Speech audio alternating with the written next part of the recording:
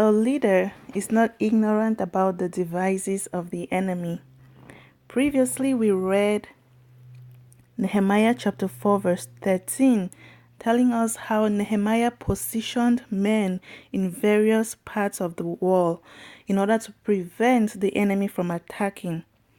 Now, we are looking at Nehemiah chapter 4 verse 15. It says, "And it happened when our enemies heard that it was known to us and that God had brought their plots to nothing, that all of us returned to the wall, everyone to his work."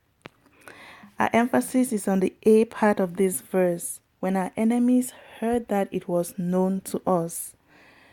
Nehemiah was facilitating the building of this project. It came a time when the enemies planned to attack. Being conscious of the plans of the enemy, he went ahead, prayed to his God, then devised strategies on how to position men in order to protect the work that was currently in progress. So why is it important as a leader to not be ignorant about the devices of the enemy?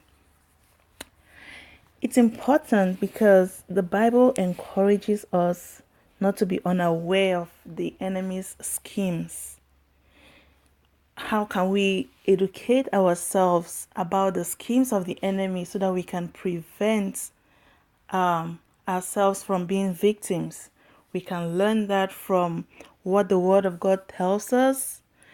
All the various characters in the Bible had experiences where they were attacked one way or the other, and for most of them, they overcame the attack using strategies. As a person, you go through challenges. You know the various areas in your life that you open up to the enemy, and you know based on that experience what works and what doesn't work. So as a result, a leadership mindset, a leadership mentality warrants that you take precautions, warrants that you not be ignorant about the devices of the enemy.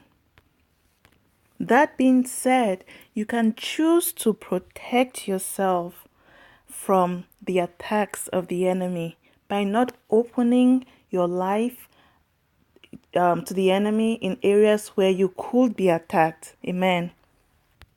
When we read Nehemiah chapter 4 from verse 16 to 23, it tells us about the supervisory work that Nehemiah did during the building of the walls in Jerusalem.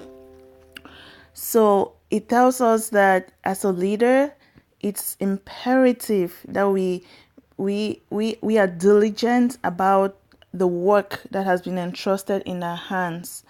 So what are we learning? We're learning that a leader is a diligent supervisor of the assignments at hand, because by so doing, you facilitate the work, you ensure that it is being done in the manner in which it is expected, you ensure that the people are faithful in investing the hours needed to accomplish the work, and you're guaranteed that an excellent work will be the product of all the wonderful investment of human resources.